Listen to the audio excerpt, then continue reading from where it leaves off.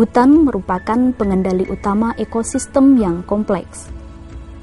Sumber daya hutan merupakan ekosistem alamiah yang sangat kompleks.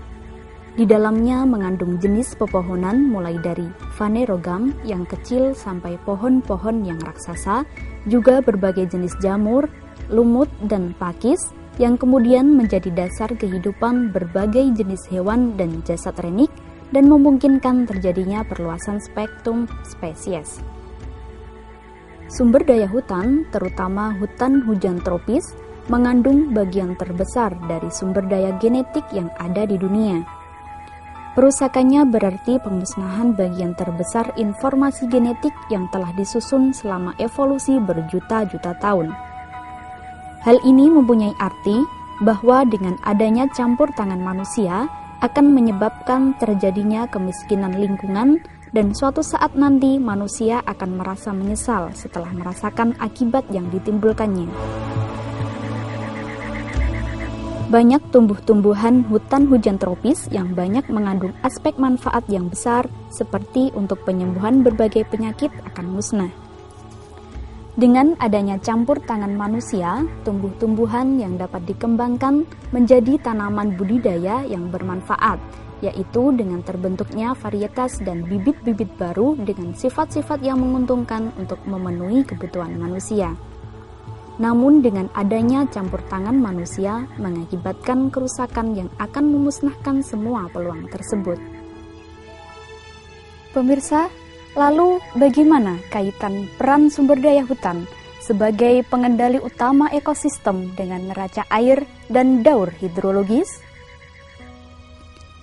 Di wilayah-wilayah dengan curah hujan yang amat tinggi, sebagian besar air hujan yang jatuh ditangkap oleh tajuk dan dahan pepohonan, sehingga sangat sedikit yang langsung jatuh ke tanah. Selanjutnya, sebagian air ini menguap dan kembali ke daur hidrologisnya. Sedang sebagian lagi dikembalikan ke atmosfer melalui transpirasi oleh tumbuhan-tumbuhan. Oleh karena tenaga curah hujan yang mencapai tanah sudah sangat berkurang, maka lapisan serasah dan permukaan tanah yang renggang segera menyerap air yang menembusnya sehingga sangat sedikit sekali limpasan yang ada di permukaan.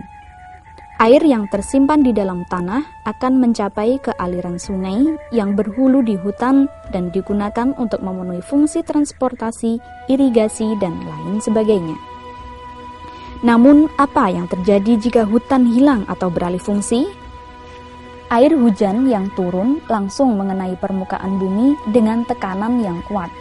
Hanya sedikit air yang dapat diserap oleh tanah dan sebagian besar melimpas di permukaan.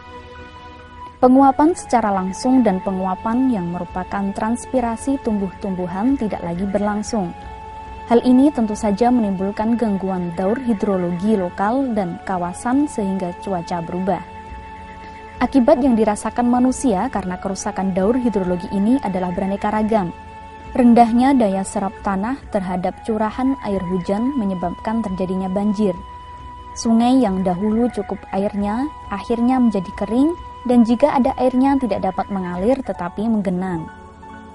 Daerah hulu yang seharusnya menjadi cadangan air untuk musim kemarau menjadi kering pula. Terjadinya kelangkaan air ini menyebabkan terjadinya biaya mahal, sebab untuk mencukupi kebutuhan akan air harus membuat waduk sebagai penampung air hujan.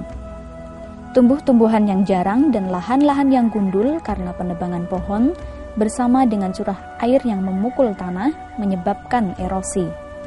Kondisi ini di satu sisi akan menyebabkan hilangnya lapisan subur di permukaan tanah dan di sisi lain akan menambah kekeruhan sungai.